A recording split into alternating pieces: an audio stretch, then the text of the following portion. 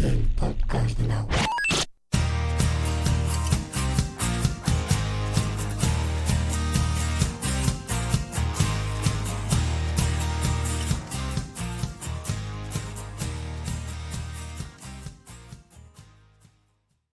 Hola y bienvenidos al podcast del agua. Soy Daniel Herrero y te voy a acompañar en esta emocionante aventura sonora. Estoy encantado de darte la bienvenida a este primer podcast en español dedicado al fascinante mundo del agua.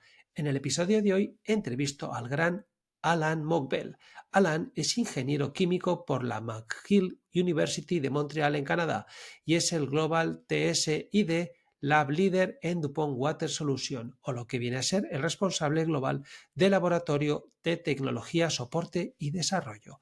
Para que nuestros oyentes se centren, DuPont Water Solution es una compañía con una fuerte implantación en el sector del agua, ofreciendo soluciones avanzadas de purificación y separación como membranas de nanofiltración, ósmosis inversa y ultrafiltración. Además, DuPont Water Solutions también tiene presencia en otros sectores, incluyendo la generación de energía, petroquímica, microelectrónica y tratamiento municipal. En esta entrevista vino, como ya está siendo habitual, Laura, la copresentadora del podcast, para conocer a Alan y formularle una pregunta para completar el cuestionario. No te pierdas la entrevista porque Alan, con su experiencia de más de 10 años en membranas, nos cuenta unas cosas tan interesantes que no te las querrás perder. Arrancamos el podcast del agua.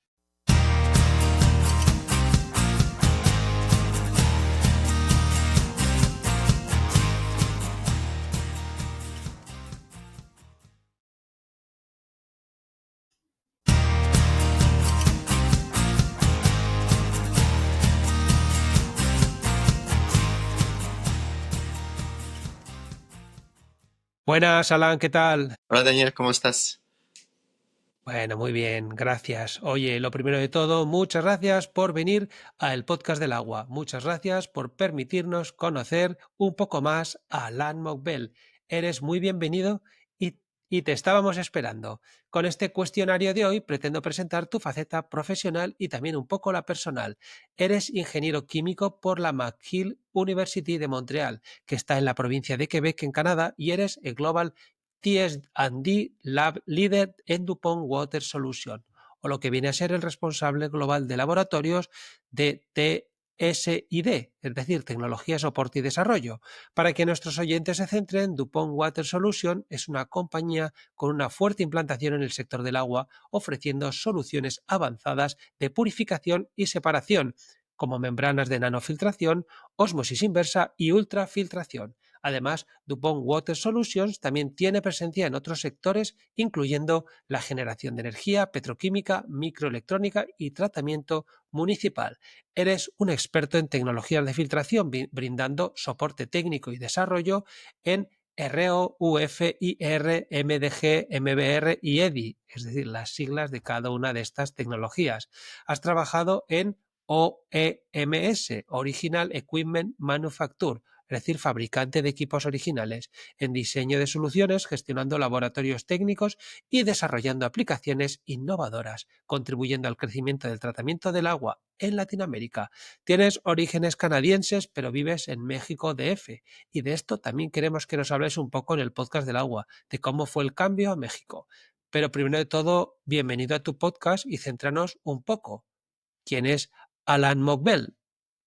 Pues antes de nada, gracias por la invitación. Estoy muy emocionado, un poco nervioso, pero la verdad, muchas gracias por la invitación. Bueno, mi nombre es Alan Mokbel, o Alan Mokbel, prefiero aquí en la región. Soy de origen egipto-libanés. Mi papá es libanés, mi mamá es egipcia. Yo nací en Arabia Saudita y me mudé a Montreal, a Canadá, a la edad de los 8 años, si mal no recuerdo. Y crecí hasta casarme a los 27 años con mi esposa actual, que es mexicana. Entonces decidimos mudarnos aquí. Digamos que la experiencia que tengo con respecto al tratamiento de agua era muy en demanda aquí en la región, había muchas oportunidades, entonces decidimos al casarnos de intentar construir nuestro proyecto de vida aquí. Hablo francés, es mi idioma materna, hablo inglés, hablo español como tercer idioma y tengo ciertas nociones del árabe también por mi familia. Toda mi familia, soy hijo de mediano de tres hijos, una familia de 5. Tengo una hermana mayor, un hermano menor y bueno, todos estamos casados ahora con hijos. Y ellos viven allá en Canadá y yo soy el único aquí, la cabra negra un poco, que vive aquí solito con mi familia mexicana. Y bueno, tengo 17, casi 18 años aquí en México. Muy bien, casi ya, casi, bueno, si es que al final uno es donde come, ¿no? Donde pace, que decimos aquí en España, ¿no? No es de donde nace, sino de donde se pace. Pues muy bien, nos alegra mucho que estés aquí, Alan, que además nos hayas contado todos tus orígenes, que me encanta saber un poco más de nuestros invitados. Pero antes de empezar con el cuestionario, me gustaría que nos hablases un poco de DF, de México, del distrito, ¿no? Y de Canadá. ¿Qué es lo que más te gusta de cada uno de ellos desde tu perspectiva y qué aspectos distintivos de cada lugar destacarías, ¿no? ¿Qué Claro. es lo que te atrae de uno, del otro? Cuéntanos, Alan. Ok, el DF que ya no existe como DF, se llama ya la Ciudad de México. Ya Mira, tiene, quiero decir, poco más de 6 años que hicieron ese cambio. ¿Por qué? ¿Quién sabe? Ya la política es un poco fuera de mi alcance. Pero la Ciudad de México, Canadá. Bueno, yo soy de Montreal, es una ciudad metropolitana, obviamente, 8 o 10 millones de personas. Aquí, poco más de 20, 22 millones de personas aquí en la Ciudad de México. Solo la densidad de población es bastante más alta. Ah, Montreal, siendo una isla, realmente se siente igual cerrado, un poco denso, porque es una isla, no hay espacio para crecer más que afuera de la isla y en la región alrededor del río que está alrededor de la ciudad. Uh, la verdad, uh, me encanta Montreal, viví mi juventud ahí, mi universidad allá, tengo muchos amigos ahí, familia obviamente. Y aquí en Ciudad de México también, pues al decidir de tener y crecer aquí como profesional, como padre de familia, pues también tenemos nuestros amigos, nuestra vida aquí. Es muy difícil para mí decir prefiero uno sobre el otro. Para mí las dos son casa. Allá en Montreal, por también el histórico, la familia tener acá, tengo muy buenos amigos ahí.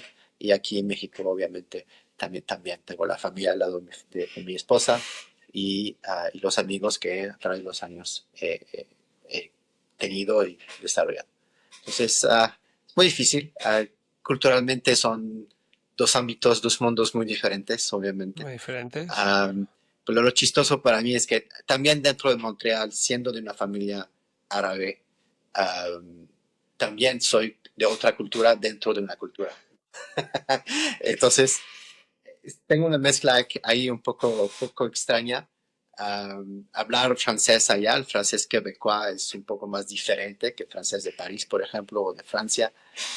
La cultura bilingüe, multilingüe, quiero decir, porque, bueno, Montreal tiene muchas culturas. Mi mejor amiga es griega. Mi hermana está casada con un búlgaro, mi hermano con una italiana. Tengo varios Bueno, amigos que son italianos, griegos, árabes, pon la lista que quieras, hindú. Entonces pasas mucho tiempo en el centro de Montreal y oyes de todo tipo de idioma y ves todo tipo de personas que a mí me encanta. Um, Montreal como tal es una ciudad que vive en el verano, realmente. El invierno es muy largo, muy fuerte, mucha nieve, muy frío. Entonces cuando viene el momento del verano, realmente la ciudad como explota. Hay muchos festivales, hay muchos eventos. Tenemos la carrera de Fórmula 1, tenemos el festival de jazz, festival de Just for Laughs, es un festival de comedia. Y realmente la vida es social ahí realmente de mayo más o menos hasta agosto, septiembre. Y nos encanta ir, seguimos visitando a mis papás casi cada año. Yo personalmente me gusta esquiar también, entonces digo, es difícil, es difícil. Aquí en México es diferente. Y es una anécdota muy chistosa porque por venir de Canadá, donde tenemos casi 8 meses de días muy cortos, noches muy largas, estando aquí en México, donde hay mucho sol. Los primeros años que estuve yo aquí es, hay sol afuera, hay que salir, ¿no? Era con el mindset de un canadiense que no ve el sol, ¿no? Entonces, los primeros años hasta mi esposa me veía muy raro de qué haces, ¿no? ¿Por qué sales? Y ya entendí después que el sol aquí es hasta peligroso porque te puedes quemar, te puedes deshidratar, es fuerte Está claro. y ves que los mexicanos, especialmente cuando el sol está alto, se esconden del sol. Y para mí eso era algo chistoso, algo raro. Entonces, ¿por qué se esconden? Es un lujo tener el sol, ¿no? Y ahora yo soy quien también, a la 1, 2, 3 de la tarde, con el sol está muy fuerte, también yo me escondo ahora y trato de evitar el sol. Entonces, hay un cambio cultural, hay un cambio de manera de vivir muy interesante. Qué bueno. Qué bueno. Y me imagino que solo sería culturalmente sería la, digamos, no solo sería culturalmente las, digamos, las características, ¿no? Que la comida y todo eso, me imagino que, claro, una completamente distinta. Pues muy bien, muy bien, muy bien. Me encanta Alan, la comida oye, de aquí, la verdad es muy buena. sí, Sí, sí, es muy buena y lo que me gusta mucho de México es que la comida por región o hasta por ciudad es muy diferente. sí, Y qué bueno. tener aquí un viaje culinario es muy factible. Puedes ir de ciudad en ciudad y tener una experiencia de comida, de cultura, de Alimenticia ambiente, muy completamente distinta. totalmente, totalmente. Qué bueno. Pues mira, oye, eso es para saberlo. Pues nos alegra mucho que nos contéis, los invitados del podcast del agua, que nos contéis cómo es la vida en vuestros países de origen y de, digamos, y de residencia. Así que encantados de lo que nos has contado. Bueno, pero ahora lo que sí que queremos saber es por qué, Alan, dirigiste tu vida profesional en el sector del agua. ¿Por qué estamos hablando ahora mismo tú y yo? ¿Qué pasó? Que tú dijiste, no sé qué es lo que estoy haciendo, pero me quiero ir al sector del agua. ¿Cómo fue? Cuéntanos. Yo descubrí el mundo de membranas primero, especialmente membranas de osmosis y nanofiltración con uno de mis primeros trabajos. Trabajé con una empresa que se llama Esperanto Environment, de una empresa pequeña.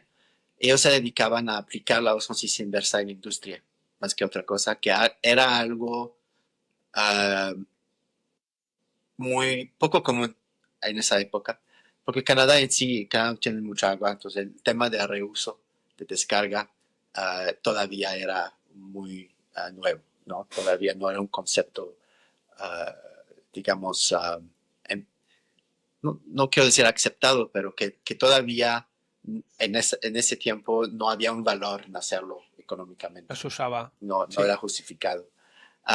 Pero él lo hacía, el dueño de esa empresa, y lo que aprendí de la osmosis inversa con respecto o también membranas en general, yo empecé con él ese tema, membranas cerámicas, membranas poliméricas, osmosis inversa, era el tema de tratar efluentes industriales complicados. Entonces tuvimos proyectos de usar osmosis para, por ejemplo, un proceso de electroplateado, ¿no? Entonces quieren recuperar el metal que se usa para platear, usaban la osmosis para concentrar y volverla a usar, algo que para mí era estupendo, ¿no? Entonces me gustó primero ese concepto de la posibilidad de lo que se puede hacer con la osmosis inversa. Y poco a poco fui creciendo en el mundo del agua a través de esa tecnología, que ahora yo siento que todavía, bueno, quizás por el tema del agua ya sabemos qué hacer, pero yo siento que todavía hay más potencial con respecto a ciertas aplicaciones usando membranas. Entonces, así fue mi camino, y siempre del lado, vamos a decir, técnico comercial, Ah, donde hacía tanto la ingeniería como metaproyectos, project management, hasta gestión de negocios. Tuve mi negocio por unos años. Y bueno, pues realizar proyectos, dirigir la empresa, tener empleados, etcétera. Entonces, eso fue mi camino hacia el agua y sigo, me encanta. Me encanta ver que puedo despertarme y lo que hago ayuda al mundo. Y de diferentes maneras, ¿no? Aquí, por ejemplo, en México hablamos mucho de reuso de agua. tuvimos temas de sequía muy fuertes el año pasado. Ver que estamos desarrollando proyectos que pueden ayudar con ese tema para mí es increíble. Entonces siento que mi aportación pues, se puede ver, ¿no? A pequeño, mediano hasta largo plazo. Qué bueno, que estás en el sitio adecuado. Pues mira, muy bien, Alan, me encanta. Y claro, como tantos otros, ¿no? Que pensamos, casi todos los que pasan por aquí, que piensan que este es el sitio y que este es lo que tienen que hacer. Así que perfecto. Bienvenido, bienvenido a nuestra casa y bienvenido y gracias por contárnoslo. Gracias. Bueno, pues ahora si te parece, entramos un poco en tu formación. Ahora luego entraremos en la parte más profesional, pero primero comentar que eres ingeniero químico por la Universidad McGill University de Montreal, como he comentado. ¿Crees que esta carrera te ha ayudado en tu vida profesional? ¿Qué tal es la formación universitaria en Canadá? Un poco también por saber. Bueno, McGill ha sido una de las mejores universidades del país y creo que a nivel global también tiene un ranking bastante alto. La carrera de ingeniería química es chistoso porque la escogí por suerte. Uh, yo no sabía qué quería, me gustaba la química. Mi papá me decía, oye, pues la ingeniería también es algo importante que puede ayudarte a tener una buena carrera. Me dije, bueno, existe la ingeniería química y aparte quería ir a McGill, entonces vi en McGill la lista de carreras disponibles, existía ingeniería química, apliqué, fui aceptado sin saber qué exactamente qué era. Um, lo que me gusta, o sea, después de aprender, después de tener la experiencia que tengo ahora, sí, creo que sí, la carrera como tal fue muy importante. Como ingeniero químico, primero el abanico de puestos que uno puede tener como ingeniero químico es bastante amplio. Me puedo enfocar mucho en la química, mucho en la ingeniería, que es más mi carrera, más project management, más, digamos, si puedo quizás cambiar mi frase aquí, es el hecho que vemos el proceso como ingenieros químicos, tenemos una manera de ver todo como desde arriba, ¿no? Vemos el big picture, como decimos en inglés, no es nada más un detalle aquí, es cómo va el proceso, cómo va todo el sistema.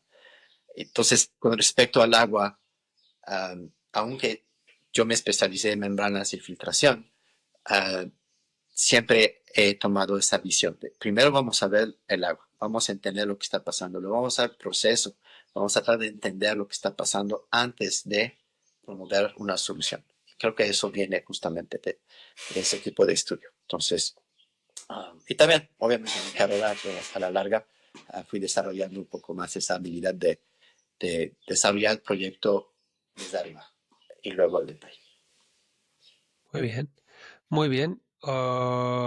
Pues mira, está bien haber estudiado en una gran universidad y caer de repente en una cosa que no tenías claro, pero que al final hoy ha sido interesante y ahí te ha dejado el plato de comida todos los días. Muy bien,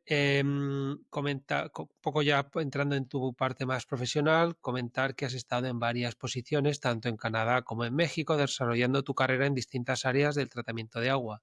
¿Cómo ha influido esta experiencia en dos países en tu enfoque profesional y qué diferencias destacarías en la industria del agua entre ambos? Ya no te digo en la cultura, porque pasó por aquí algún otro invitado comentando que, bueno, que la forma digamos, de trabajar son tan diferentes que hay que estar en la zona, como estás haciendo tú, para poder adaptarte a la forma, pues eso, a la forma más hispana, ¿no? Más en Hispanoamérica, porque, bueno, somos diferentes. Claro. Técnicamente hablando, digamos, es lo mismo, ¿no? Agua es agua. Um, Sí. y tienen sus retos. Por ejemplo, en Canadá era mucho más agua de pozo, con retos de hierro, manganeso en el pozo. Aquí en México, más temas de dureza, sílice, más de reuso. Entonces, el enfoque quizás del mercado es un poco diferente.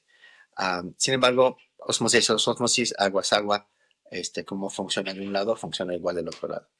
Lo que el hecho que que empecé mi carrera en Canadá, tuve suerte, porque tuve líderes que me han ayudado a crecer, me dieron mucho cocheo, mucho coaching, mucho mentorship.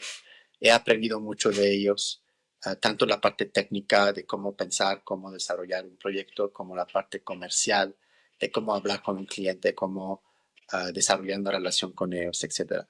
Esas lecciones las tomé y las tuve que adaptar una vez que estuve aquí, pero los principios son los mismos. Como vendedor hay que escuchar al cliente, escuchar sus necesidades, escuchar lo que, qué problemas está teniendo para poder luego ofrecer una solución. Lo que puedo decir es que lo que traje de Canadá es una mentalidad de, cuando lo voy a decir en inglés, es solution-based selling. Entonces es ofrecer soluciones, no un producto, no un gadget, no digamos, un milagro, ¿no? Vengo a entender tu necesidad y ofrecerte una solución. Y siempre ha sido mi manera de trabajar. Ahora que estoy en servicio técnico y trabajo en laboratorio, sigo pensando así, ¿cómo voy a ayudar a mi cliente? Y servicio técnico, que es apoyar al cliente, pues es claro, ¿no? Es apoyar al cliente directamente. Y como líder del laboratorio, ¿quién es mi cliente?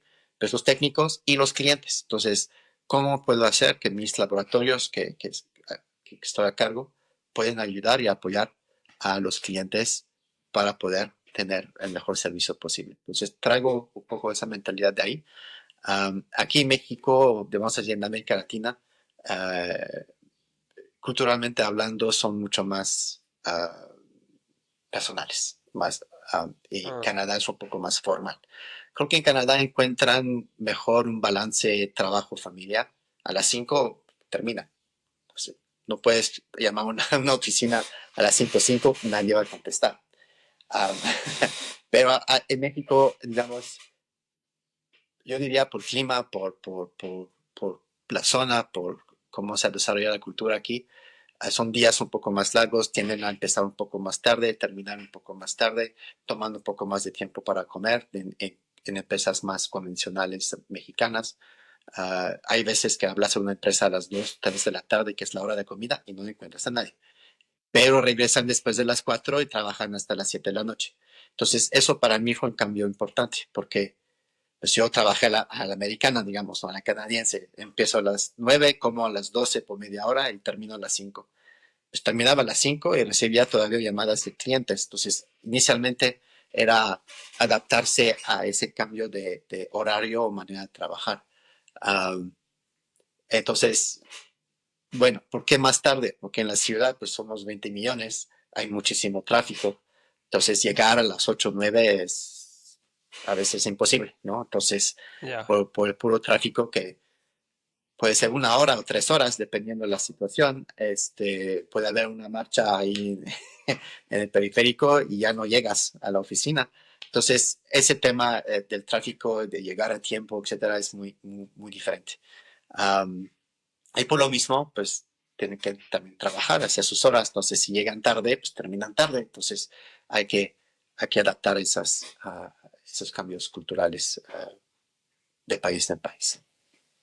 Qué bueno. No, sí, sí, lo del tema de las comidas en cada sitio es diferente, ¿eh? Aquí en España la hora de comer son las 2 y las 3, entonces esa hora es cuando no hay nadie también. Pero aquí a las 12 café te puede entrar. Bueno, es completamente distinto. Pues muy bien, Alan.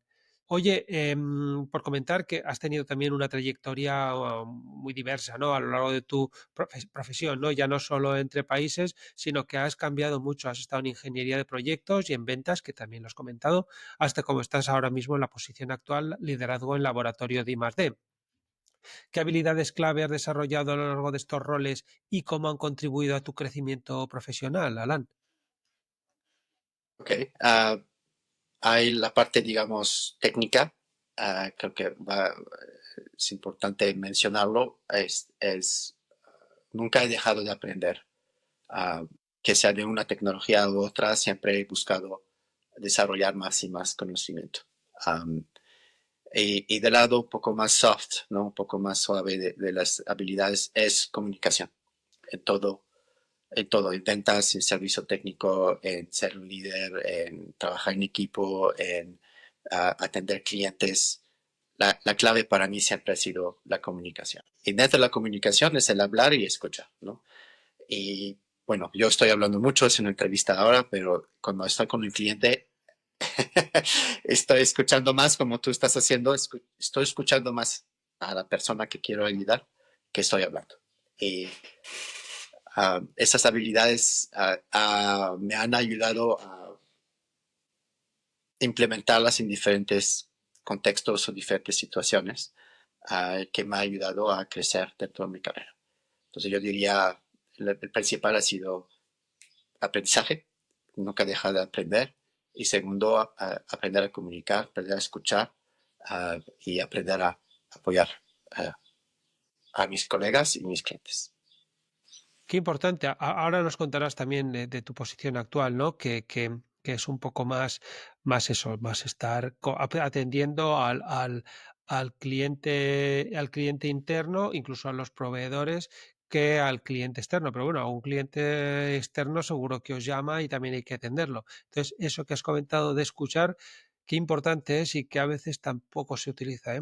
A veces que deberíamos escuchar más. Muy bien. Oye, Alan, a lo largo de tu carrera has trabajado en proyectos de gran envergadura relacionados con sistemas de filtración, ¿no? Has comentado que tu vida casi siempre ha estado relacionada con las membranas. ¿Podrías compartir alguna anécdota o experiencia memorable de algún proyecto desafiante en el que hayas estado involucrado y cómo lograste superarlo? Sí, hicimos un proyecto de cloralcali aquí. Todavía no estaba trabajando en DuPont.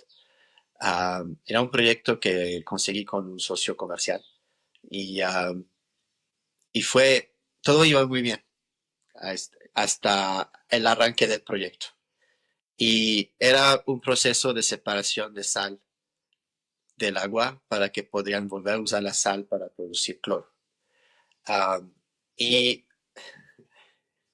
arrancamos y se supone que iba a ser un proyecto de alta presión, entonces todo el sistema estaba diseñado para aguantar mucha presión y de repente el agua pasa, la salmuera pasa por el equipo y sin presión se filtra. Entonces tengo permeado, tengo concentrado. Y bueno, mira, es un proceso genial porque necesitamos la presión que habíamos calculado. Hay un tema. Con la final analizamos tanto el permeado como el concentrado y nos dimos cuenta que no hubo nada de filtración. ¿Y por qué? Entonces, pensamos, pues no es como si la presión es la que genera esa filtración. Entonces, ok, hay un problema con la bomba, pues no, parece que todo está bien. Creamos una resistencia con la bomba para que pueda levantar la presión. La levantó, entonces la bomba no tema, bueno, son las membranas. Hablé con el fabricante de membranas y me dijeron, bueno, mándame una membrana, vamos a hacer una autopsia. Entonces me hacen la autopsia y me dice, pues, tu membrana, pues no había membrana. ¿A qué te refieres? Pues, no osmosis, la poliamida es la que hace la separación. ¿Y quemaste la poliamida? ¿Cómo quemé la poliamida? Dice, ¿qué estás haciendo? ¿No? Dice, oh, pues estoy cloralcali, que no sé. Me dice, ok, pues ¿qué pH estás operando? Pues, ¿no? 11, 12, ahí está. Y ahí está caliente el agua, sí. Hidrolizaste la membrana, la destruiste, disolviste la poliamida por completo. Pero yo estoy dentro del rango, ¿no? Estoy dentro del rango de... Pero lo que no me había percatado era la diferencia, el límite de temperatura con pH que van relacionados. Y dijo, ok, está bien, entonces vamos a comprar el gluten membrana. Y pasó lo mismo. Y, ¿por qué? ¿No? Entonces, pues si tengo una línea de ácido que me va a controlar el pH, que me la va a bajar, entonces operó 1 hora, 2, se apaga el equipo porque no había agua y volvieron a arrancar otra vez 1 hora después y lo mismo. Sin presión, sin filtración, sin nada. Me doy cuenta después que la línea de ácido venía del cliente. No era un suministro independiente. Externo. Entonces era una línea de ácido general, Entonces, si hay demanda de ácido en otra parte de la planta, hay menos ácido que llegaba a la ósmosis, nanofiltraciones en este caso. Entonces, tuvimos que decirle al cliente, pues necesitamos una bomba dedicada al ácido para poder ayudar. Y me dice, sí, pero primero compruébame que ese es el problema y luego yo invierto en la bomba. Entonces, en lugar de comprar otro lote de membranas, tuve que hacer un piloto. Hicimos el piloto y lo que hicimos es un proceso un poco batch. Entonces, el tanque se llena, procesamos, etcétera, y demostramos que era el tema del pH, que necesitamos una línea independiente. Está bien. Hicimos lo mismo, hicieron la instalación, compramos un tercer lote de membranas, metimos, operó un día y volvió a pasar. ¿Y por qué? Ya nos dimos cuenta que el cliente apagaba la instalación sin hacer el flusheo que se debe de hacer. ¿Por qué? Porque faltaba agua. Entonces, siempre era un tema de que o no lográbamos controlar el pH o no teníamos suficiente agua para correr el equipo de manera continua. Al final, pues ya entendimos, de hecho, tuvimos que contratar a un experto en cloralcali que nos ayudara con el diseño, nos dijo qué teníamos que hacer, se hizo la propuesta y bueno, ya, el equipo ya se solucionó el problema. Pero fue de esas lecciones de que, ¿qué está pasando? ¿No? O sea, simplemente no entiendes y tienes ese cliente a tu lado, tienes tu socio comercial y dependen de mí técnicamente para entender lo que está pasando y yo no tengo la menor idea de lo que está sucediendo. Entonces fue una lección aprendida de realmente tomar el tiempo de revisar el diseño bien y ver todos los parámetros, todas las características necesarias para el diseño. No tomar por hecho que, bueno, un software o un cálculo que se hizo, digamos, rápidamente ya es suficiente para hacer un proceso así. Entonces, sí aprendimos mucho, sí aprendimos. Qué bueno.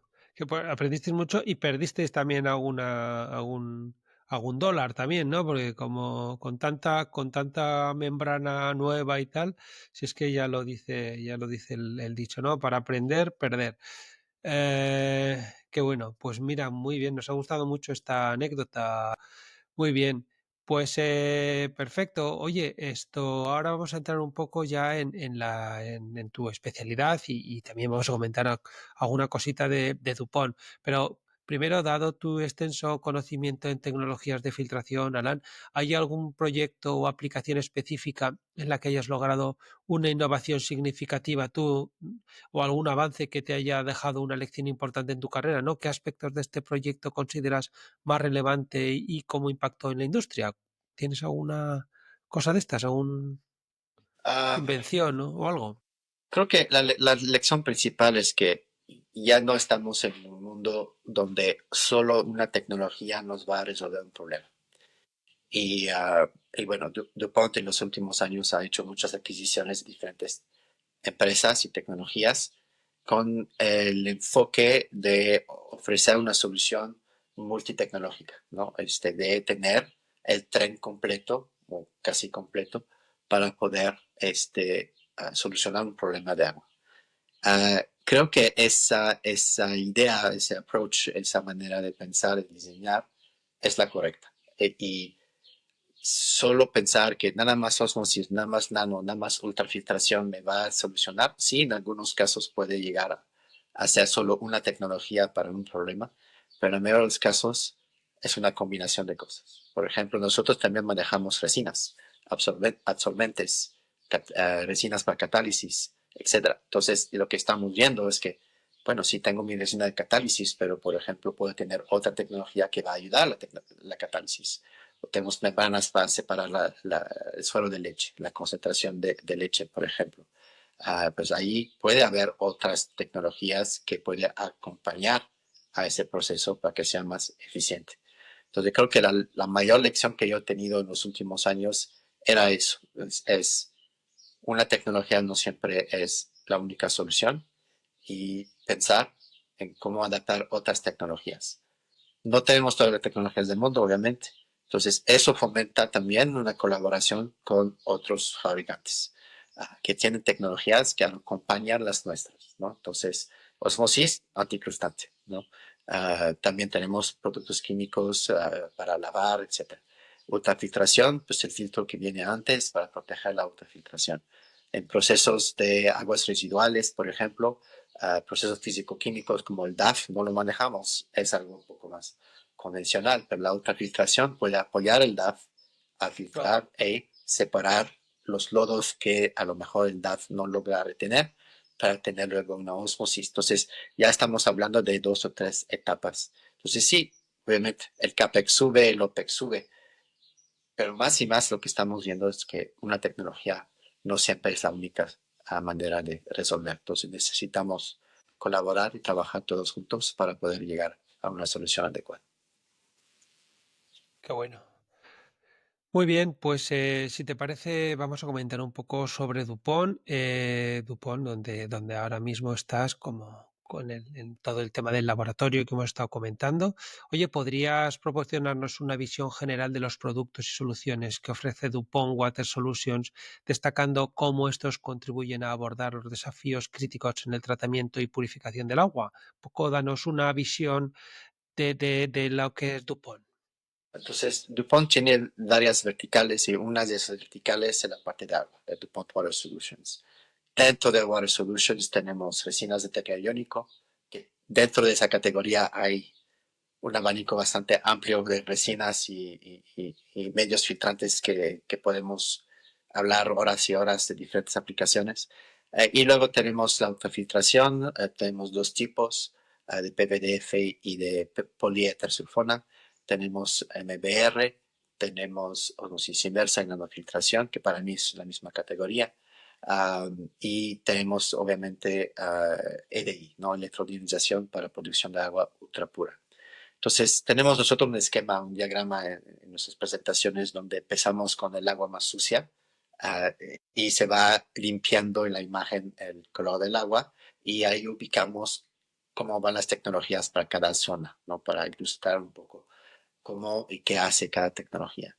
Entonces, eso es un poco el abanico completo de portafolio de tecnologías y soluciones que ofrecemos. Y, y DuPont, pues es una empresa que en general, no solo en water, uh, usa innovación como punto estratégico de crecimiento. Y siempre está al frente de todas las conversaciones que tenemos internas o externas. Del lado del agua, lo que buscamos siempre es llegar a poder controlar el ciclo del agua. Obviamente el ciclo del agua natural no tanto, pero el ciclo humano del agua hay agua, solo que simplemente no está donde debe estar, ¿no? Entonces, lo que necesitamos es poder alcanzar esa agua para que sea más disponible para la población y para la industria. Entonces, lo que queremos y lo que buscamos es ofrecer siempre soluciones y desarrollar tecnología que nos permite ser adaptivos o adaptables a una situación en particular, que sea accesible, entonces poder llegar a una zona rural, por ejemplo, que puede operar una tecnología o una solución para esa zona, ¿no? Eso requiere que sea accesible y rentable. Entonces, obviamente, el costo siempre está en el medio y siempre estamos buscando desarrollar soluciones. Por ejemplo, lanzamos una membrana de ultrafiltración que tiene 95 metros cuadrados de filtración. Es bastante grande, pero lo hemos hecho que tenga más o menos las mismas dimensiones que los módulos actuales. Entonces podemos tomar ese módulo y simplemente colocarlo en una instalación existente. Eso es interesante porque dentro de un módulo estoy produciendo 15-20% más de agua que el módulo más grande que teníamos antes y eso hace que tenga menos módulos. Al tener menos módulos, pues ocupo mucho menos espacio. Todos los sistemas auxiliares se hacen más pequeños. La operación y mantenimiento es más sencilla, etcétera, etcétera. Entonces, ese es un ejemplo de cómo nosotros innovamos para que sea una solución que cubra las tres, adaptable, que sea accesible y que sea también rentable. Qué bueno y qué interesante, porque además es que en cualquier momento te pueden cambiar las condiciones y te hace falta una mayor filtración y entonces este módulo lo quitas el que tienes, pones el nuevo y a seguir funcionando. cosas tienen que ser así, porque no, es que hay gente que te dice, no, es que te ha cambiado, pues tienes que cambiar todo, pero todo, sí, desde aquí hasta aquí, todo lo que hay en medio. Vosotros quitáis y ponéis. Muy bien, oye, me gusta mucho esa solución y pensando sobre todo en el cliente, ¿no? En el usuario final, que es el que tiene que aportar el dinerito para o cambiarlo todo o cambiar pues solo un bloque. Muy bien. Qué bueno que se piense en el cliente. Muy bien. Oye, ¿y podrías explicarnos cómo las membranas de ósmosis inversa de DuPont Water Solutions mejoran la eficiencia en la desalación de agua de mar en comparación con otras tecnologías como las tradicionales o, bueno, generalmente con las tecnologías tradicionales? ¿Qué diferencia tienen estas membranas? Claro. Bueno, las membranas son de poliamida ¿Mm? y son, bueno, pues la osmosis ha existido desde más o menos los 80 y siempre ha competido para la desalación contra lo que era evaporadores, ¿no? O quizás procesos físico-químicos. La osmosis permite, en lugar de buscar una fuente de agua natural donde ya viene con cierta condición para su consumo o su uso, la osmosis permite ya atacar o usar fuentes, digamos, no convencionales, pozos salados o, digamos, muy brackish, no muy salados, 10.000, 15.000 partes por millón, desalar el agua del mar. Es lo que la osmosis inversa nos ha permitido hacer. Lado de DuPont es, primero, la membrana es químicamente muy robusta. ¿Qué significa esto? Significa que uno, podemos lavar en condiciones agresivas de pH y temperatura. Obviamente hay rangos que hay que respetar, pero tenemos, digamos, el rango más amplio del mercado. ¿Qué permite eso? Que en situaciones donde tengo un agua muy complicada, puedo buscar una receta de limpieza más agresiva para poder recuperar el desempeño de la osmosis inversa. Eso es primero. Segundo, siempre estamos innovando, siempre estamos buscando mejorar no solo la química de la membrana, pero también el diseño del módulo del elemento. Entonces, hablamos de la membrana, es la hoja, el elemento es el cilindro donde tenemos todas las hojas ya apiladas y enrolladas. El elemento como tal, pues tiene sus características, número de hojas, qué tan largas están las hojas, diámetro de tubería del permeado, los caps, todo esto entra dentro del diseño y la ingeniería del elemento. Entonces, no solo estamos buscando mejorar la química de la membrana para que se ensucie menos, que tenga mejor rechazo de sal, que tenga mayor o mejor permeabilidad para bajar la energía. Siempre, siempre estamos buscando esos tres. Pero también diseñamos el elemento de manera que sea más hidráulicamente balanceado a través del elemento. Eso es importante porque nos va a permitir tener un sistema que tiene un diferencial de presión menor. Al tener ese diferencial de presión menor, tenemos un sistema que es más estable. Entonces, vamos desde la membrana, la hoja, del elemento, al sistema, a la tubería, las bombas, etc. Entonces, vamos de lo pequeño, el detalle, hasta el sistema completo. Entonces, sabemos que al tener una membrana mejor diseñada, mejor hecha, va a ayudar todo el proceso en ese sentido. Um, para desalación como tal, bueno, comparado a convencional, que es la evaporación es un proceso que demanda mucha energía. Obviamente hay que calentar el agua y luego hay que volverlo a condensar para tener esa agua disponible para su consumo. Membranas también requiere más energía porque es la sal que nos causa esa necesidad. Uh, Sin embargo, es una fracción del consumo energético de un evaporador, por ejemplo. Los evaporadores han más o menos desaparecido del mercado. Hay ciertos países donde hay mucho sol, donde pueden usar la energía solar para usar esos evaporadores, que tiene sentido en esas regiones, pero son limitadas, digamos, en Medio Oriente o más que otra cosa en Medio Oriente para poder aprovechar del sol para poder evaporar el agua. Osmosis nos permite ser modulares, nos permite tener kits, sistemas portables. Tenemos la capacidad de ser sistemas muy pequeños como muy grandes. Entonces, la modularidad de la osmosis también nos ayuda a tener sistemas más interesantes. De nuestro lado, como DuPont, aparte de lo que acabo de comentar, siempre estamos innovando, siempre estamos buscando mejorar. Lo que también adicionalmente es cómo diseñar el sistema. tenemos un software que se llama Wave, que nos permite justamente hacer esos modelos, esos cálculos, para poder justamente ofrecer la mejor solución al cliente posible. Entonces, dependemos del agua, dependemos de la concentración de sal, dependemos del tratamiento, pero al final es cuánta energía voy a necesitar para poder producir esa agua. Y obviamente hay innovación también con sistemas de recuperación de energía, en desalación, etcétera, que ayudan.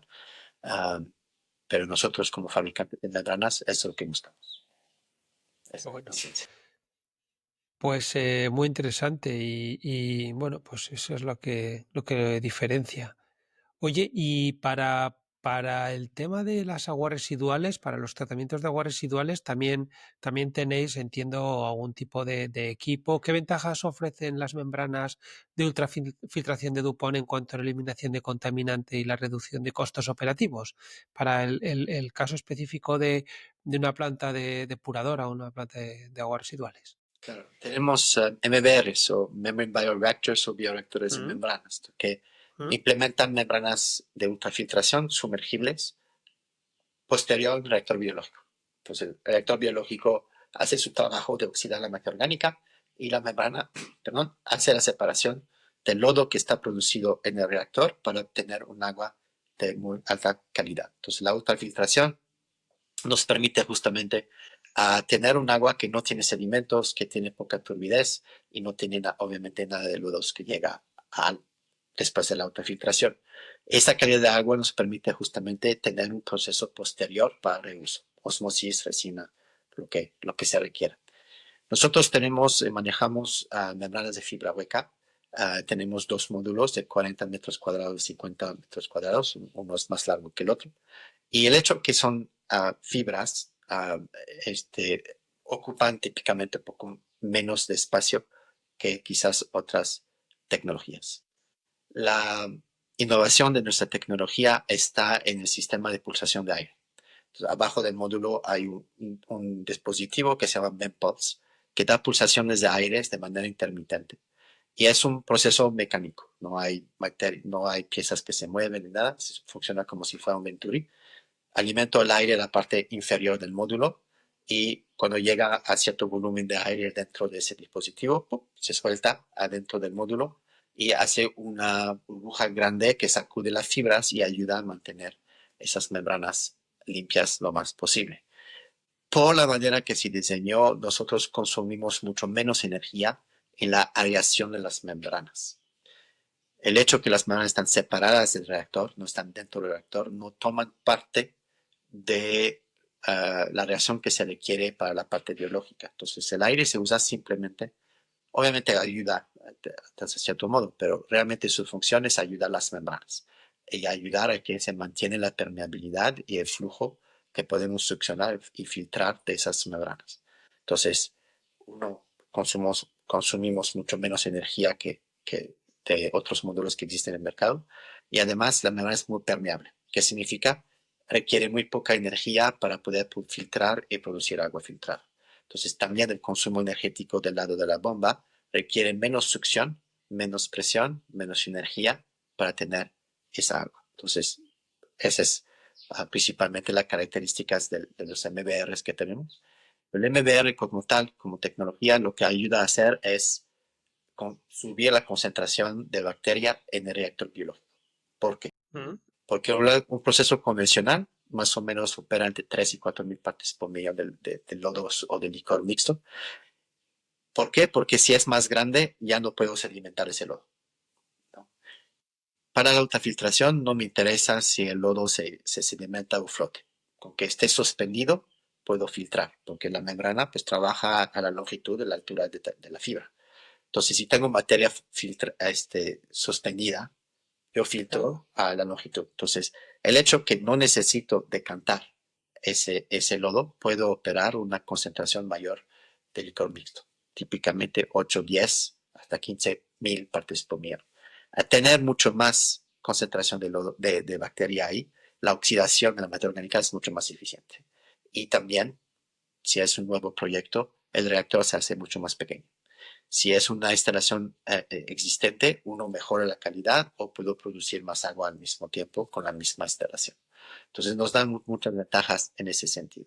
Aquí que en México hemos tenido cambios en la legislación para la caída del agua y la descarga del agua residual. El MBR ha sido una solución muy adecuada para cumplir con esos nuevos requerimientos, pero más que eso, cumplimos y superamos esas características tanto que podemos reusar esa agua o tener otro proceso adicional para reusarla. Entonces, motiva a los usuarios, especialmente los usuarios industriales, para decir, bueno, voy a invertir en esa tecnología, pero si invierto en eso también puedo reusar y me va a aportar y voy a ahorrar agua en otros lados. Entonces, entra dentro del paquete. Otra vez decía, vemos el proceso a nivel superior, ¿no? El bird's eye view del proyecto. Implementar el MBR me permite tener más agua disponible para mi proceso o para mis servicios dentro de mi planta. Consumo menos agua de la entrada y eso todo ese proceso llega a ser sustentable. Entonces, consumimos menos agua del medio ambiente, reusamos el agua, consumimos menos energía, ganamos en todos lados. Qué bueno. Pues además, lo que has comentado es muy interesante, porque imagínate una instalación que se precisa de estas membranas, y colocas las membranas y los decantadores existentes les puedes dar una segunda vida o utilizarlos de tanques de almacenamiento o de tormentas o algo así. Qué bueno. No, tiene todo muy buena pinta. Pues, oye, ¿y cómo se integran las membranas de nanofiltración de Dupont en los procesos de purificación de agua potable para cumplir con los estándares de calidad más estrictos? ¿Y qué innovaciones recientes han mejorado su rendimiento y durabilidad, Alan? Nanofiltración, como te comentaba hace un momento, para mí es Mm. con la osmosis, simplemente es una osmosis floja, vamos a decir. Ajá. Entonces, la nanofiltración se usa porque en agua potable, porque nosotros los humanos necesitamos minerales dentro del agua. No podemos tomar agua desmineralizada o de muy baja concentración de sal. Reaccionamos mal, para no dar más detalles, ¿no? El cuerpo humano no está hecho para tomar agua destilada, ¿no? Entonces, la nanofiltración tiene un menor rechazo a sal, por ahí de 90%, y eso nos permite justamente filtrar, purificar el agua y tener todavía minerales dentro del agua. Entonces, voy a decir, a nivel global lo veo más en regiones como Estados Unidos, como en Europa, en los países un poco más fríos. Aquí en México la nanofiltración no se usa tanto para agua potable, se usa más osmosis porque el agua es mucho más salada. Entonces necesitamos mayor rechazo de sal. Entonces no siempre la nanofiltración se usa en ese sentido. Nanofiltración también ha sido el lado industrial también muy interesante en cuestión de innovación. Lo que hemos hecho es desarrollar membranas estables al ácido que pueden operar en alta presión y operar a alta temperatura. Entonces eso es más del sector más industrial, pero también se puede aplicar. Por ejemplo, aquí en la ciudad, en México, hay una ciudad que se llama Aguascalientes. Y se llama Aguascalientes porque los pozos son calientes y sale a 50, 60 grados. Entonces, obviamente, y son aguas que tienen arsénico, que tienen dureza, es un agua muy, muy complicada. Pero no es tan salada, simplemente tiene muchos contaminantes complicados. Ahí la no filtración nos ayuda con arsénico, nos ayuda con la dureza, nos ayuda con la sílice, con el flúor más o menos. Sí hay una separación, pero no es como la osmosis. Pero en este caso, por ejemplo, que el agua sale caliente, no necesito enfriarla para tratarla. Entonces, usando una membrana que puede operar a mayor temperatura, nos permite simplemente tomar el agua como sale y poder producir agua potable. Entonces, eso, por ejemplo, aunque se fue diseñado para un proceso industrial, se puede aplicar una aplicación de agua potable. Qué interesante, oye, y mira, y hay que estar preparado para todo. Oye, y pensando un poco en el futuro, Alan, ¿cuáles son las innovaciones y desarrollos que Dupont Water Solutions está explorando para mejorar la eficiencia y sostenibilidad en el tratamiento y purificación del agua? ¿Y cómo esperáis que estas tecnologías impacten en el mercado global en los próximos años? Claro, lo que nos podáis contar. Sí, bueno, no puedo contar lo que va a venir, Claro, pero Pero me puedo imaginaba. comentar lo que hemos tenido. Entonces ya expliqué un poco de la ultrafiltración con mayor área. Ujú. Hemos hablado un poco de el MBR, que también tiene más área de filtración. Y como ves, es cuestión de optimizar, ¿no? Parte de la innovación es, como decía, buscar hacer que la tecnología es más eficiente, más en energía, en espacio y en desempeño.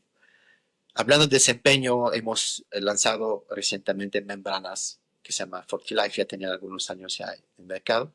Quisiera comentar un poco de esa línea de membranas, Sí. porque por ahí vamos, ¿no? Cuando hablamos de reuso, esa línea de membranas es las que nos van a ayudar con eso. Y lo que tiene Ah, este diseño, uh, tanto la química de la membrana, que es un poco más neutral, es menos propensa al ensuciamiento orgánico, tiene otra geometría del espaciador de alimentación del elemento y tiene otro diseño del elemento que nos permite tener un diferencial de presión bajo. Entonces, lo que estamos haciendo con esos elementos es buscar que no se ensucie con materia orgánica tan rápido.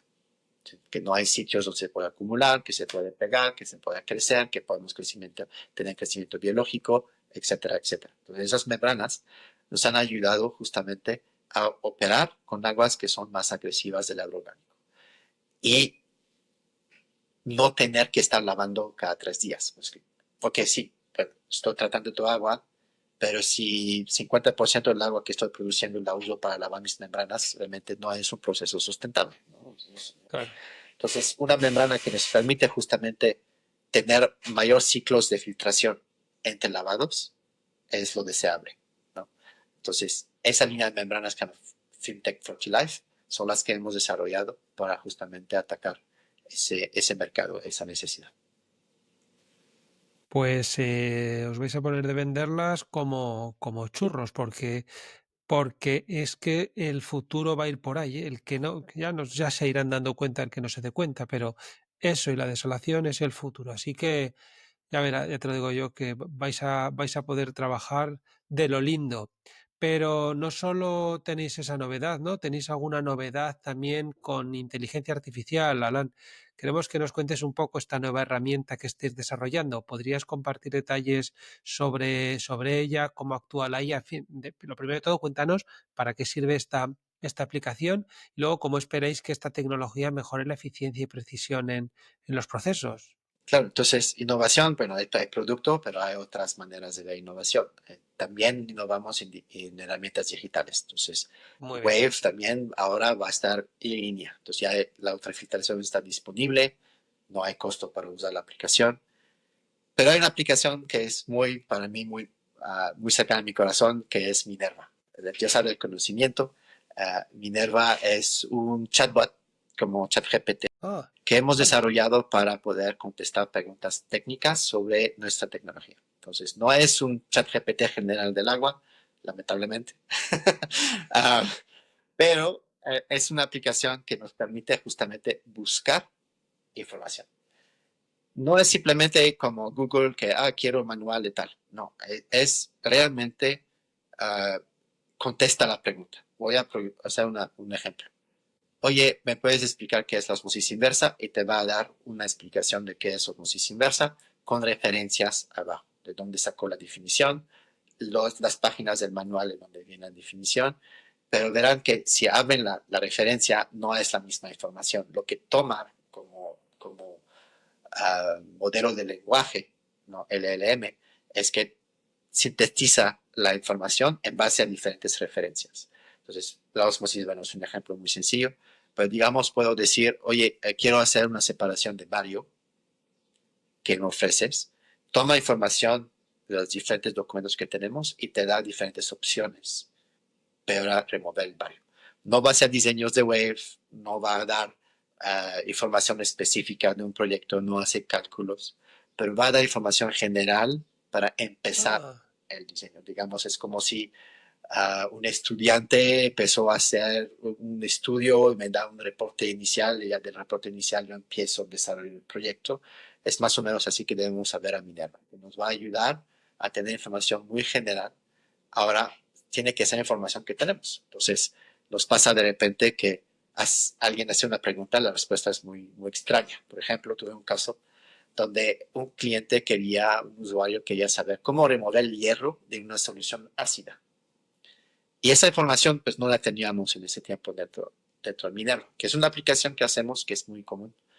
Pero ¿qué hizo? Pues buscó las palabras claves, buscó ácido, buscó hierro y resinas. Entonces dio la información de cómo remover el hierro de la resina usando ácido, en lugar de remover el hierro del ácido usando resina. Entonces, bueno, es una nueva tecnología, estamos aprendiendo, siempre estamos evaluando, dando más información a la herramienta para que sea más y más inteligente, ¿no? Más y más que tenga más información, que da respuestas más correctas, ¿no? Que no tiene ese tipo de confusión de repente. Uh, pero en general voy a decir que los usuarios que las han usado hasta ahora hemos tenido un feedback muy bueno. Hay una usuaria que la usa como si fuera su maestro.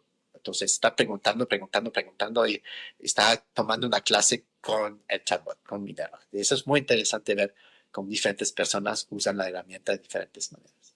Entonces es para mí muy cerca de mi corazón porque hago parte del equipo que lo desarrolló. El padre, un padre de Minerva. Sí, un poco, porque yo empecé con el proyecto desde cero como nada más el experto que va a revisar que Minerva esté contestando bien y ahora soy dueño del proyecto. Y eso para mí me encanta. De hecho, tengo varios libros de inteligencia artificial. Me encanta ese mundo, me encanta cómo funciona, creo que hay mucho potencial. Y bueno, pues hay otros desarrollos en ese sentido de herramientas digitales que van a venir, entonces que tengan paciencia, no puedo comentar todavía, pero ya va a haber más en ese sentido de inteligencia artificial con herramientas para apoyar la operación de plantas. Qué bueno y cómo me gusta eso, ¿eh? De hecho, bueno, ya sabes que aquí ahora aún no, pero enseguida va a pasar por aquí nuestra inteligencia artificial que ya está atenta a lo que estás diciendo y que, en fin, quizá se conozca con Minerva, nuestra Laura. Entonces, bueno, ahora veremos. Oye, me gusta mucho el proyecto este que has comentado. Y lo alimentáis a la inteligencia, la alimentáis con vuestra información, con vuestros documentos, con vuestros manuales. Claro. Sí, Entonces, no va en internet, nada más usa nuestra documentación. vuestros repositorios. Qué bueno, claro, claro. Entonces así las respuestas serán sobre vuestras experiencias. Correcto. Qué bueno. Muy bien, muy interesante, Alan. Me ha parecido muy interesante todo lo que nos has comentado. Oye, antes de continuar, no sé si crees que ha quedado alguna cosa pendiente, porque ahora ya vamos a pasar a unas preguntas como más generales. Entonces, quería ver si te ha quedado algo pendiente sobre alguna cosa que quieras comentar sobre la filtración, sobre cualquier tipo de filtración, sobre Dupont, sobre algo que digas, oye, esto me gustaría matizarlo. El micrófono es tuyo. Gracias. Como comenté hace un momento que ya no creo que el mercado está para nada más tener una tecnología. Uh, de la misma manera, pienso que buscar una solución, digamos, a solo una zona de la planta, o te vamos a hablar, aquí mi experiencia ha sido principalmente industrial, entonces voy a hablar más de eso. Entonces, digamos que un cliente va a decir, quiero reusar más agua, voy a poner una osmosis de concentrado para tener más agua.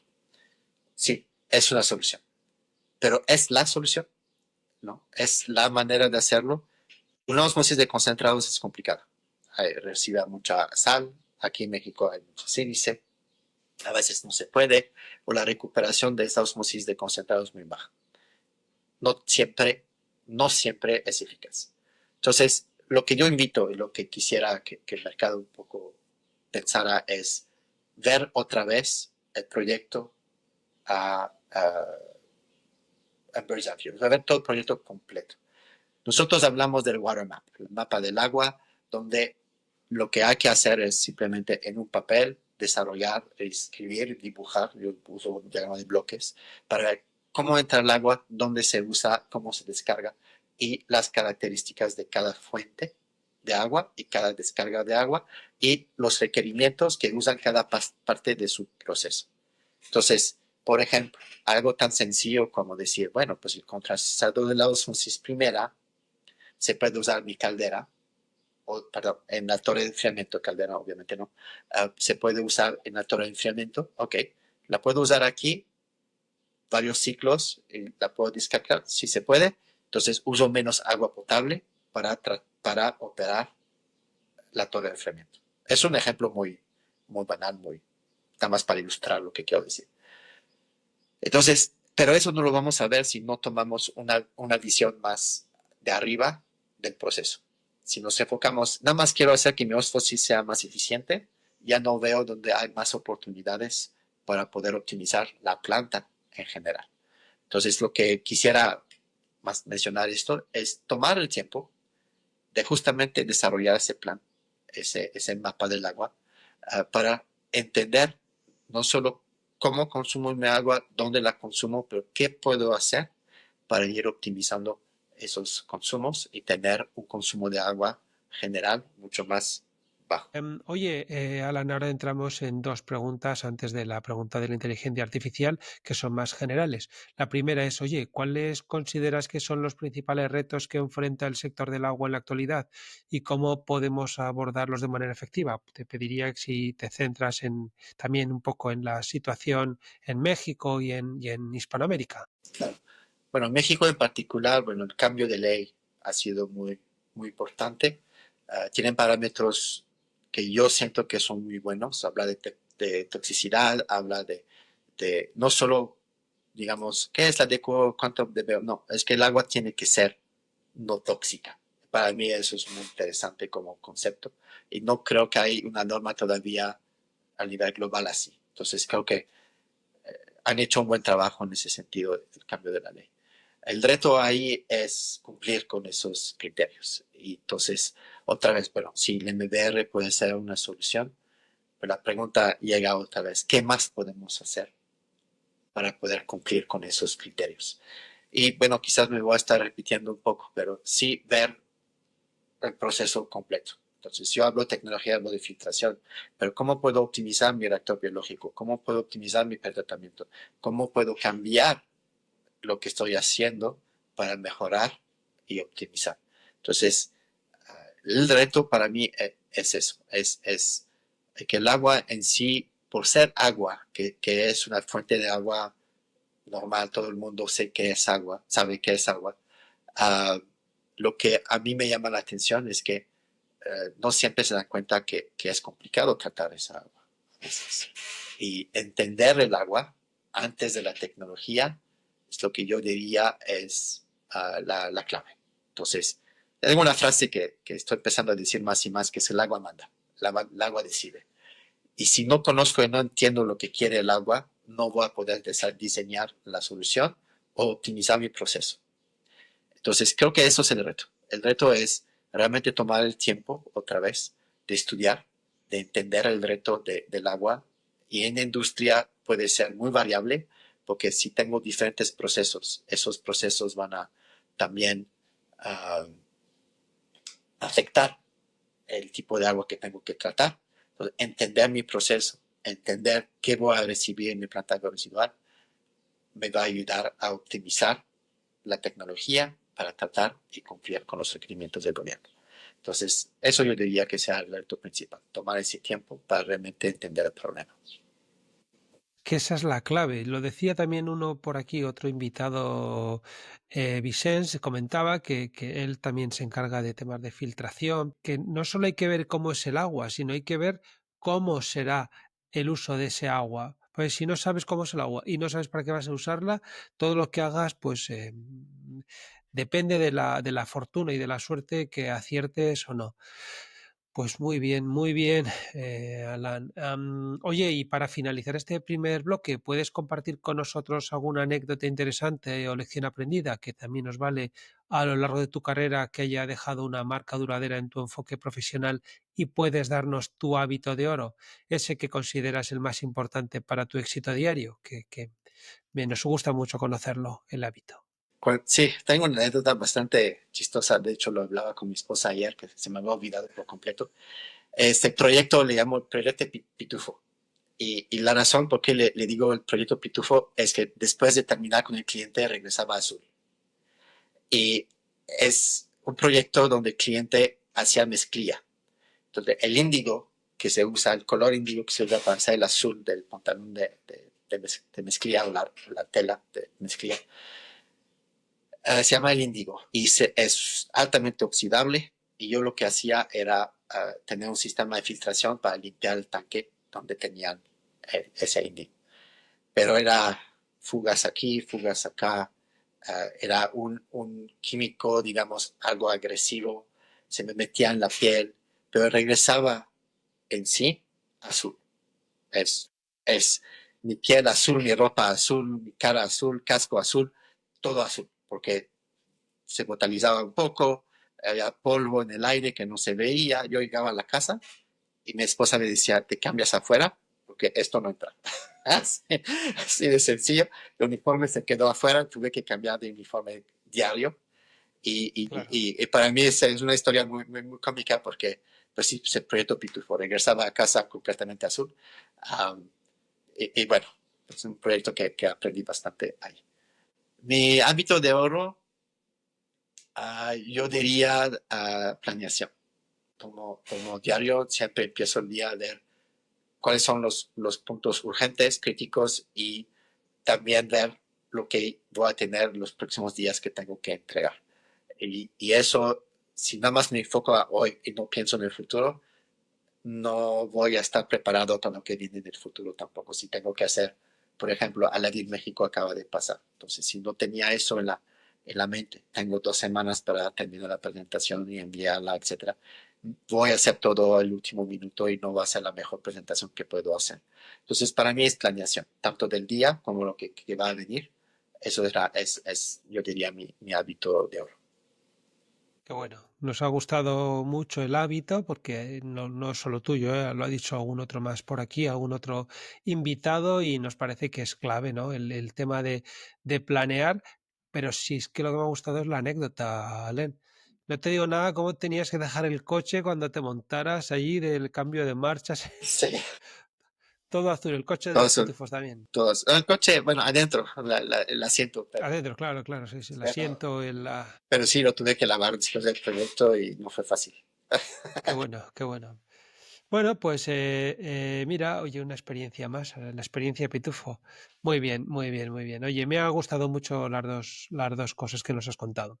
Oye, sabes, y sé que lo sabes porque eres un gran oyente del podcast del agua, que aquí además de este locutor que está siempre disponible, tenemos una inteligencia artificial que hoy está de enhorabuena porque te quiere conocer a Minerva también un poco, igual son primas o yo qué sé.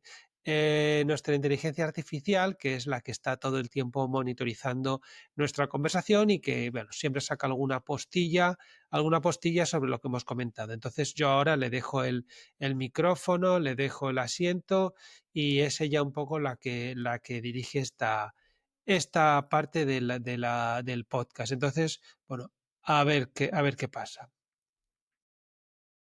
Hola Don Alan. Soy Laura, la copresentadora de El Podcast del Agua. Estoy emocionada de haber tenido la oportunidad de escuchar a Don Alan en directo. He disfrutado enormemente de su intervención, sobre todo por la claridad y el entusiasmo con los que comunica cada idea. Don Alan, tengo que reconocer que es un profesional con una capacidad excepcional para conectar el conocimiento técnico con la visión estratégica, algo poco habitual y tremendamente valioso en nuestro sector. Su trayectoria es un ejemplo de compromiso, rigor y apertura al cambio. He estado muy atenta a todas las respuestas que ha proporcionado en la entrevista con Daniel, y he notado que ha compartido información fascinante.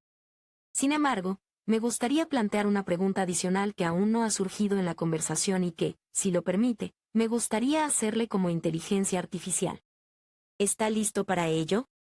Don Alan, si tuviera la posibilidad de rediseñar desde cero un laboratorio global de soporte técnico y desarrollo para tratamiento de agua, sin restricciones de presupuesto ni ubicación, ¿qué 3 elementos o principios serían absolutamente imprescindibles para usted y por qué? Le agradezco mucho su atención y estoy deseando escuchar su respuesta. Hasta luego. Excelente pregunta. Bueno, primero, antes de nada, es saber para qué es el laboratorio, ¿no? Los laboratorios de servicio técnico para nosotros son laboratorios que atienden a los clientes, diferente a desarrollo, investigación y desarrollo, que es más interno, que es donde generalmente se desarrollan los productos, etcétera. Servicio técnico es lo que va a dar un servicio externo a alguien, a un cliente, a un usuario. Esos servicios tienden a ser más del lado del análisis de resina, autopsias de membrana. Es lo más común de lo que estamos haciendo. Entonces, lo primero que yo buscaría es obviamente tener la capacidad de dar esos servicios. Eso sería lo principal. Segundo, sería qué más podemos ofrecer. Yo buscaría tener la capacidad de analizar agua dentro del laboratorio también. Creo que es ahí donde nos ayudaría a desarrollar una solución. Entonces, aparte de los análisis que hacemos de resinas y autopsias, que generalmente se usa para resolver problemas de clientes, tenemos también desarrollo de aplicaciones. Entonces, es cuando un cliente tiene un problema y tengo ese problema, ¿cómo lo puedo solucionar? No siempre tenemos análisis de agua, no siempre tenemos toda la información posible para poder desarrollarlo. Entonces, tener la capacidad de analizar esa agua o el líquido, porque también no es solo agua, pero también hacemos proceso. Entonces, la capacidad de hacer esos análisis y tener esa capacidad analítica de otra vez entender la solución, entender el problema, nos va a ayudar después a hacer las pruebas que vamos a saber que van a ser más exitosas. Entonces, uno es capacidad, instrumentación, una visión general global de apoyar al cliente lo mejor posible. Y creo que el último punto sería curiosidad. Es en el sentido que, ¿qué otros problemas tenemos? ¿No? Aquí en México tenemos problemas de sílice. Si fuera un laboratorio en China, pues, ¿qué es el problema que tienen ahí? Y qué debemos desarrollar para solucionarlo.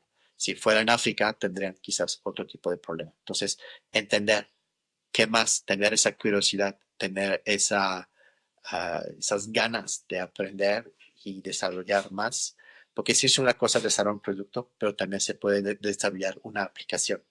Y es ahí también que yo creo que va a haber mucho más innovación. Productos que ya existen, ¿qué puedo hacer más con esos productos para solucionar problemas? Entonces, yo diría, sería eso. Y a mí me encantaría que los laboratorios se dedicaran mucho más en el desarrollo de aplicación que en la parte de análisis, etcétera. Entonces, yo pondría quizás más recursos y más capacidad en esa parte. Qué bueno. Qué bien respondido y yo estoy convencido que esta inteligencia artificial va a quedarse muy, muy satisfecha con tu respuesta, Alan. Y te lo agradezco en su nombre, ¿vale? Entonces, bueno, pues nada, ahora ya, sin más, entramos en las dos últimas preguntas del cuestionario y la primera de ellas es, Alan, ¿a quién crees que debemos entrevistar en este podcast por ser una gran persona que tiene unos altos conocimientos en el sector del agua y es un gran referente? ¿A quién nos aconsejas? Les aconsejo hablar con Edgar Flores, que es un ingeniero que trabaja por una empresa que se llama TIXA, del grupo EPM. Otra persona sería Juan Carlos Pacheco, de Industrias Islas, uno de los principales clientes de la región. Tiene muchísima experiencia y mucho conocimiento y tiene también una manera muy innovadora de desarrollar soluciones para sus clientes. Eso ha sido realmente con ambos, realmente un placer y un honor de trabajar con ellos y buscar, creo que del lado valores, la manera de trabajar, estamos muy alineados. Entonces, Edgar Flores de Tixa y Juan Carlos Pacheco de Industrias Islas. Pues tomo nota y si ellos quieren pasar por los micrófonos del podcast del agua, dentro de no mucho tiempo los escucharás y podrás disfrutar tanto como estamos disfrutando con tu conversación. Y ya, por último, si ya te dejamos tranquilo, Alan, ¿puedes dar un consejo a los jóvenes que están entrando en el sector? ¿Qué les dirías a los jóvenes que están entrando en el sector? Leí un libro que se llama Win Now, Win Later, que está escrito por el ex CEO de Honeywell. Les recomiendo a todos los oyentes de leer ese libro. Hay un concepto que habla de ese libro que creo que ilustra mucho mi manera de pensar, que es tener una curiosidad intelectual. pero antes de ese concepto, lo que habla es de no ser intelectualmente perezoso o intellectually lazy. Eso significa que hago las cosas por hacerlas, siempre ha sido así, siempre o sea, no hago un esfuerzo para cambiar o innovar o no sé cómo decirlo, pero es simplemente sigo la corriente sin hacer gran cosa.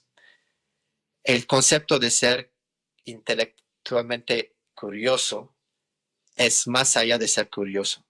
Es ser curioso con las ganas de aprender, pero con un objetivo. El objetivo de aprender algún concepto.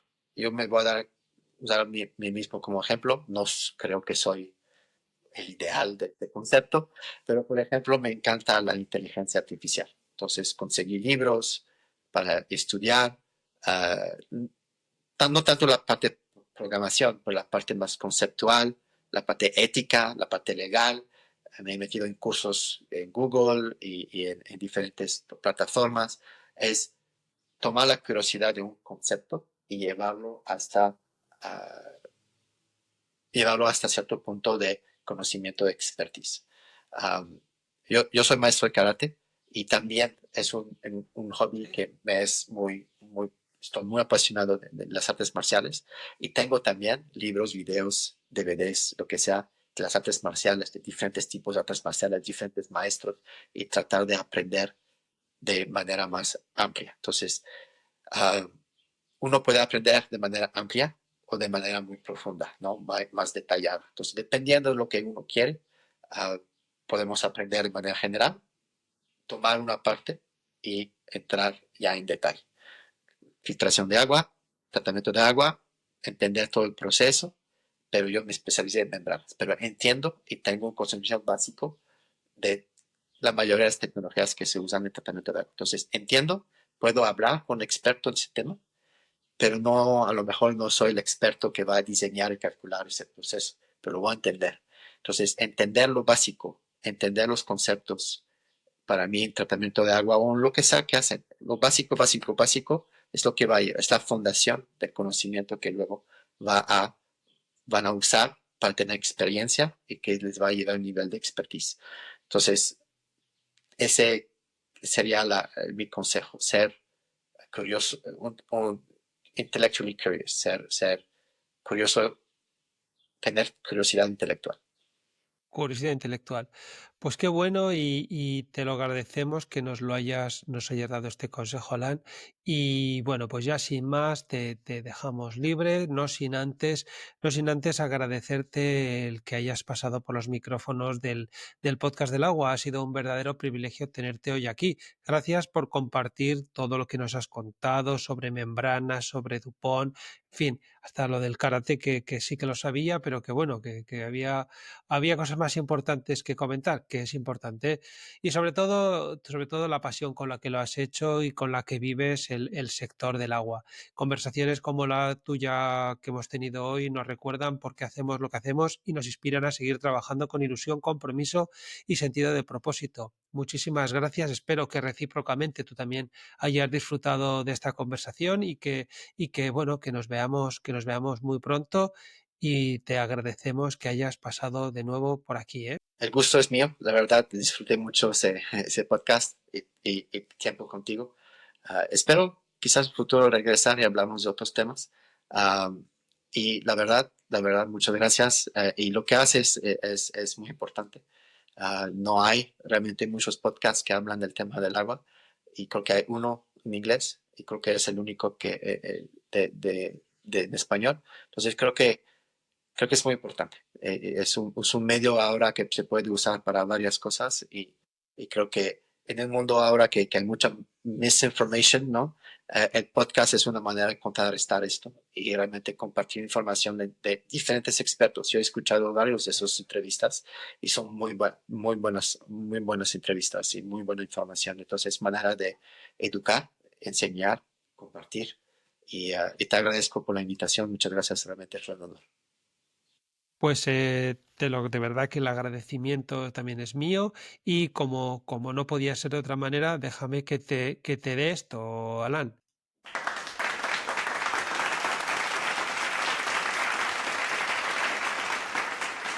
Muchas gracias, de verdad. Y hasta aquí el episodio de hoy. Si te ha gustado, dale al like. A mí me haces un favor y seguiremos trayendo en el podcast del agua nuevos episodios con los mejores especialistas, los mayores expertos en el sector del agua. Y si conoces a alguien que le puede interesar este episodio, házselo llegar. Explícale qué es el podcast del agua. Muchas gracias, yo te agradezco que hayas llegado hasta el final del episodio y nos vemos enseguida, la próxima semana. Muchas gracias y namaste.